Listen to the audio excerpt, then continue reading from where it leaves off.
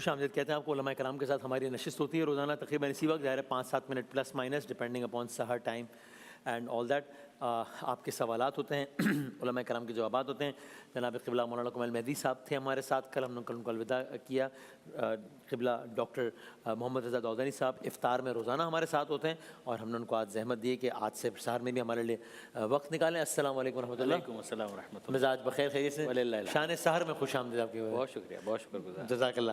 مولانا عمران جتنے بھی دوست ہیں ان سب کی خدمت میں السلام علیکم ورحمۃ اللہ. علیکم السلام ورحمۃ اللہ. جزاک اللہ جزاک اللہ. مولانا عمران بشیر صاحب تشریف فرمائیں، مفتی سہیل صاحب، مفتی عامر صاحب سب تشریف فرمائیں. تھوڑی سی اگر آواز بڑھا سکیں پلیز سب کی تو بڑھا دیجیے گا. ہم پہلا سوال چلاتے ہیں اور رضا دودانی صاحب سے ہی پوچھتے ہیں. چلائیے پہلا سوال چلائیے. السلام علیکم. میں ایک شاپ کیپر ہوں. میرا سوال یہ ہے کہ کمپنی کی جو پروڈکٹ ہوتی ہیں ان کے اوپر جو ریٹیل پرائس مینشن ہوتی ہے تو اس کے اوپر بہت کم پروفٹ ہوتا ہے، کہ ایون کہ کچھ پروڈکٹ ایسی ہوتی ہیں جن کے اوپر کاسٹ نکالنا ہی بہت مشکل ہوتی ہے، لیبر کاسٹ ہوتی ہے، شاپر لگتا ہے. تو کیا اس ریٹیل پرائس کو مٹا کر 10-20 روپے اوپر کر کے اگر ہم لیں تو وہ جائز ہے یا حرام ہے؟ صحیح، ٹھیک ہو گیا جناب. بسم اللہ الرحمن الرحیم. عام طور پر یہ جو چیزیں پرنٹڈ ہوتی ہیں ان کی ایک قانونی حیثیت ہوتی ہے. یعنی اگر کوئی کمپنی ہے وہ دے رہی ہے اور اس کے اوپر اس نے قیمت لکھی ہوئی ہے، یہ اس شرط کے ساتھ ہوتی ہے کہ آپ کو اس شرط کے ساتھ کہ یہ اسی قیمت پر آپ بیچیں گے، منظور ہے تو لیں، تو ورنہ آپ نہ لیں.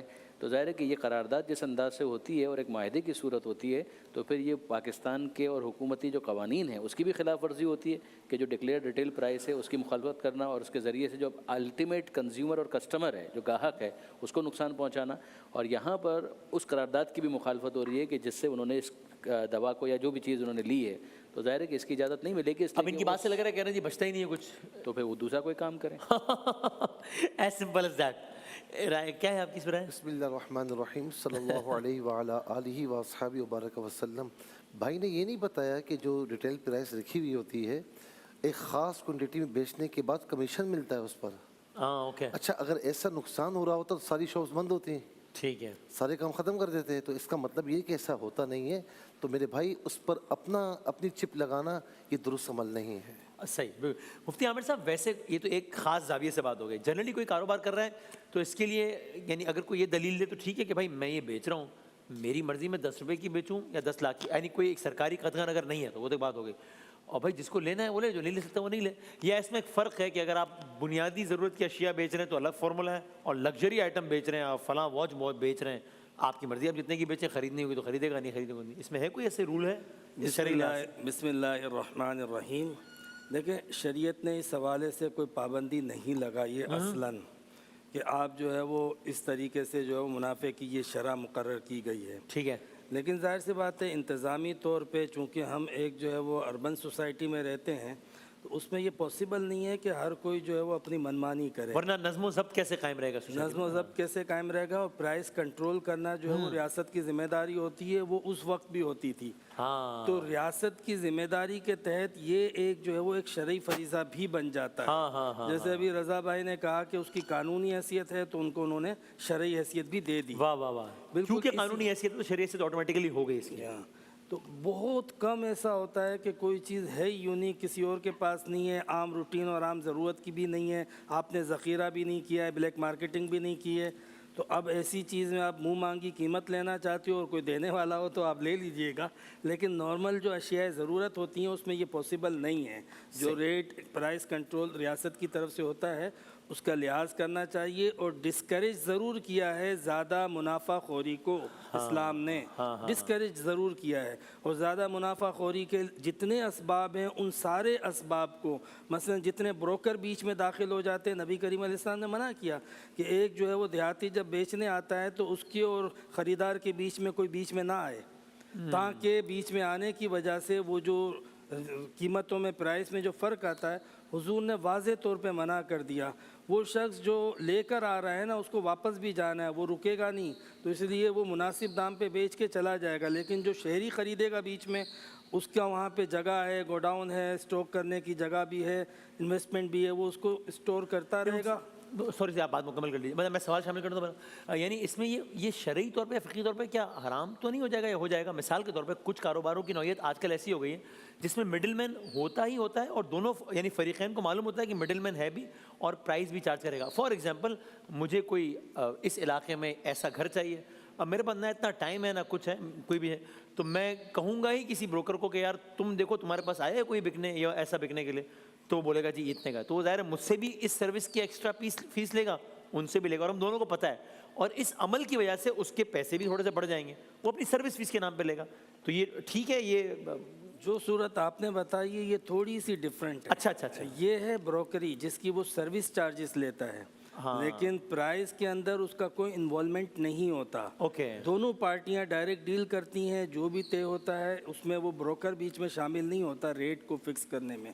بروکر کی وجہ سے ریٹ میں بھی فرق نہیں آتا، اور اگر آ جائے تو وہ بروکری منع ہوتی ہے اگر آ جائے تو. اچھا. اسی طرح سروس فیس کے نام پہ جو کرنا. اسی طرح عام بعض مقامات پر جس طرح آپ نے ذکر کیا ہے نا کہ ہر جگہ پہ ہمیں پتہ ہے کہ بیچ میں مڈل مین تو ہوتے ہی ہوتے ہیں، تو اس کو سخت ناپسند کیا ہے. ہمیں یہ حکم یہ ہے کہ مارکیٹ کو اس کے قدرتی توازن پہ چھوڑ دیا جائے. یہ جو مصنوعی اس کے اندر جو چیزوں کی رسد اور طلب میں جو کمی بیشی کی جاتی ہے اس کو سخت منع کیا گیا ہے. ٹھیک ہے.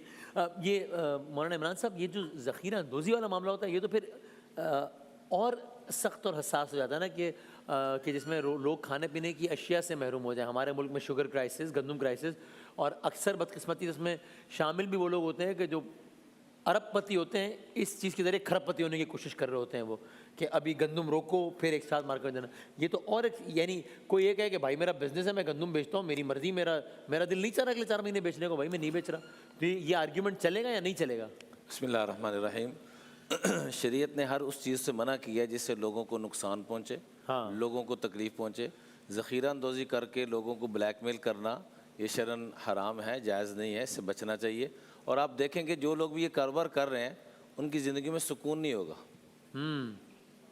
آدمی کس لیے کاروبار کرتا ہے کہ مجھے سکون ملے، میں ان آسائشوں میں آؤں، مجھے نعمتیں ملیں، تو اس کی زندگی میں سکون نہیں ہوگا. اس سے بچنا چاہیے. حرام، ہر وہ حرام جس سے لوگوں کو تکلیف پہنچ رہی ہے اللہ نے منع کیا، اس سے بچنا چاہیے. اور ناپ تول میں کمی کے اعتبار سے بھی حوالے سے بھی 1-2 جملے آپ فرما دیجئے کہ اس کو کتنا سخت ناپسند کیا گیا. سورہ مطففین کے شروع میں فرما دیا وَيْلٌ لِّلْمُطَفِّفِينَ الَّذِينَ إِذَا اكْتَالُوا عَلَى النَّاسِ يَسْتَوْفُونَ وَإِذَا كَالُوهُمْ أَوْ وَّزَنُوهُمْ يُخْسِرُونَ. کہ بربادی اور تباہی جب کہہ دی قرآن، باقی پیچھے کہہ رہا ہے، بات ہی ختم ہو گئی. بات ہی ختم ہوگی کہ جب دے رہے ہیں تو کوشش ہے کہ کم دیا جائے، اور لے رہے ہیں تو کوشش ہے کہ زیادہ لیا جائے. اس لیے منع کیا گیا ہے کہ جب آپ کوئی چیز لے رہے ہیں تو اسی وقت وہاں پر واضح کریں کہ اس نے اتنا دے دیا. 1 درجن کیلا دے دو بھائی، تو آپ پیسے اٹھا کے بیچ میں ڈالیں تو یہ ٹھیک نہیں. آپ کو وہاں پر واضح کرنا چاہیے کہ درجن ہے کہ نہیں ہے. یا پھر لمسم آپ کہتے ہیں مجھے 100 روپے کے کیلے دے دو، وہ ٹھیک ہو گیا.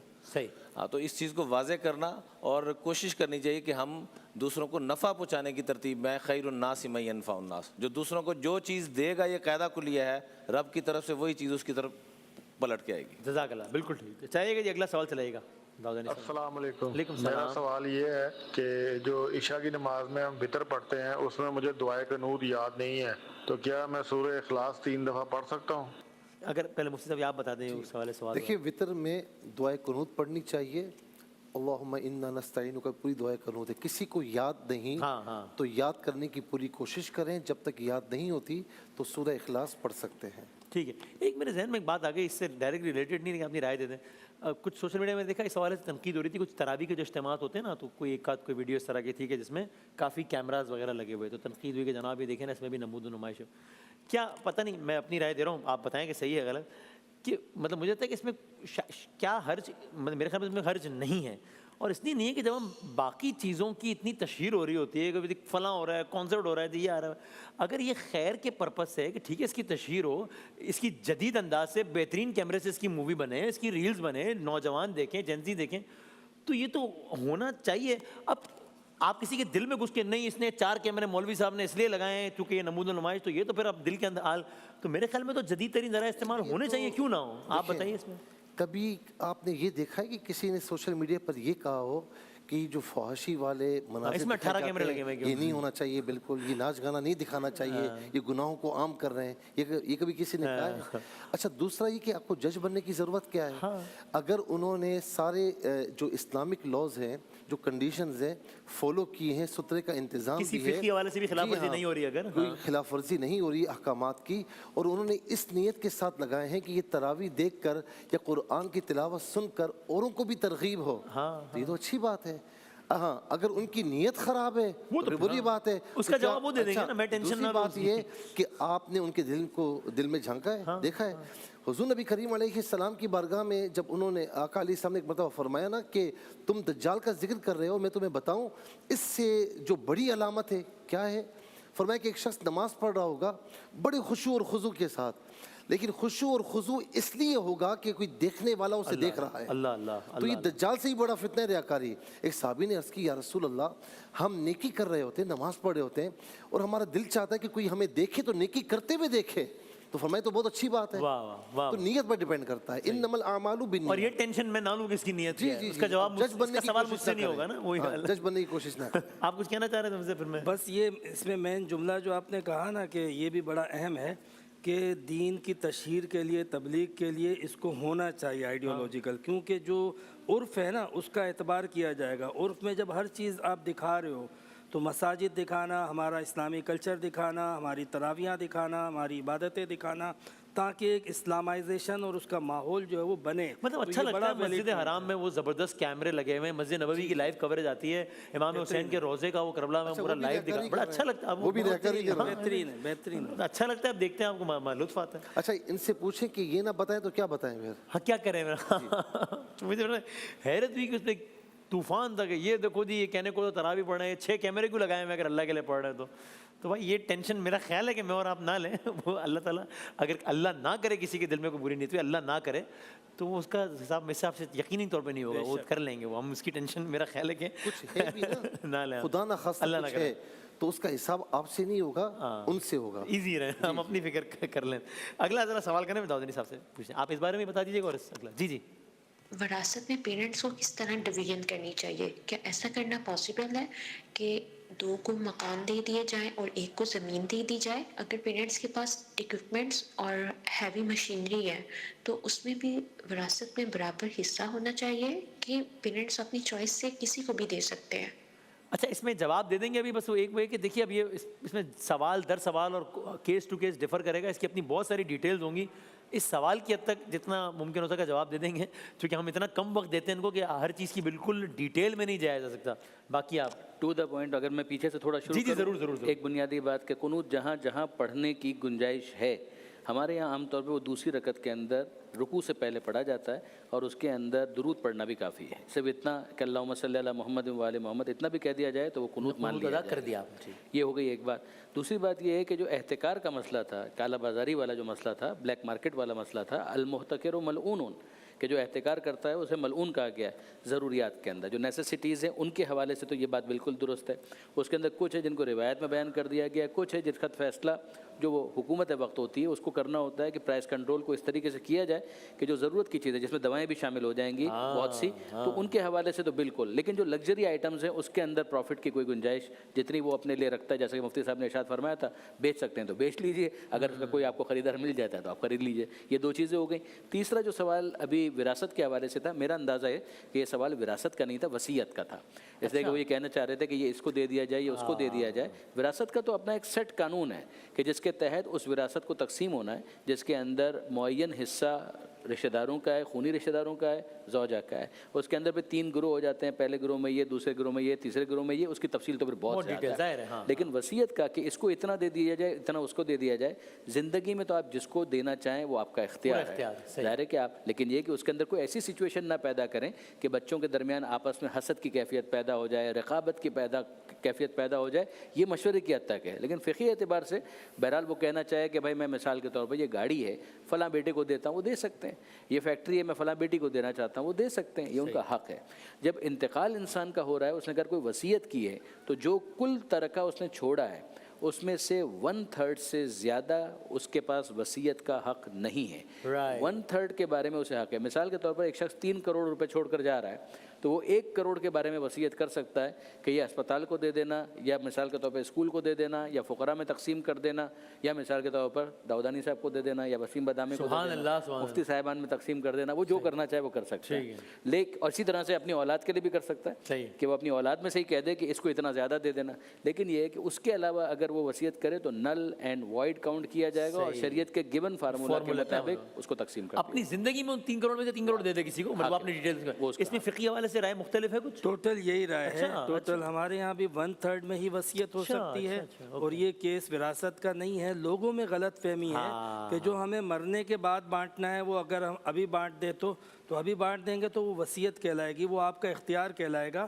مرنے کے بعد جو ہے نا، جو اللہ نے حکم دیا ہے اس میں ایک پائی اوپر نیچے نہیں کر سکتے، اسی کے مطابق دینا ہوگا۔ ٹھیک ہے، لیکن زندگی میں اپنی مرضی سے بانٹ سکتے ہیں۔ مشورہ یہی ہے کہ اس میں بھی آپ جو ہے وہ انصاف کو مد نظر رکھیں۔ بالکل ٹھیک ہے۔ آخر میں آپ بتا دیں اس روش کو پروان چڑھانا چاہیے کہ انسان وصیت کر دے اپنی، اور اچھی عمر میں ہی کر دے، جو بظاہر ہم کہتے ہیں کہ جانے کی عمر نہیں ہے، ورنہ تو جانے کیا ہی پتہ ہوتا ہے، ہمارا بھائی چلا گیا نا راجہ مطلب، تو چونکہ ورنہ عام طور میں لوگوں کو کہتے ہیں یار اب کیا ہو گیا یار، کیا مرنے مارنے کی باتیں کر رہے ہیں مولانا صاحب، ڈراتے ہی رہتے ہیں یار کہ وصیت کر دو، اچھا ہٹا کٹا تو ہے، تو آپ اس پہ بتائیے کہ اچھا عمل ہے کہ کر دیا جائے؟ وراثت کے حوالے سے حدیث پاک میں آتے ہیں من قطع میراث وارثہ قطع اللہ میراثہ من الجنہ، جو کسی کی وراثت کے قطع کرنے کا ذریعہ بنتا ہے، بھائی والد کے بعد ذمہ دار بنا ہے، وہ کسی بہن کو، بیٹی کو، کسی کو وراثت نہیں دیتا، تو اس کی جنت کی جو میراث بنتی ہے حدیث پاک میں آتا ہے وہ اس سے محروم ہو جاتا ہے۔ ایک شخص کے پاس میں خود گیا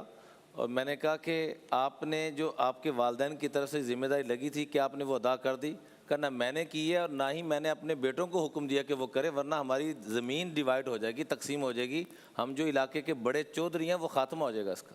اور اس کے مخالف دوسری طرف ہم دیکھیں، میرے استاد محترم وہ اپنے شاگرد کے جنازے پر آئے اور انہوں نے خمیرہ ان کو پیش کیا، جیسے بیمار تھے، کبھی یہ تناول فرما لیں، ابھی تعزیت کے دن چل رہے ہیں، دوسرا دن ہے، فرمایا جب تک وراثت تقسیم نہیں ہوگی میں تمہارے گھر سے کچھ نہیں کھاؤں پیوں گا۔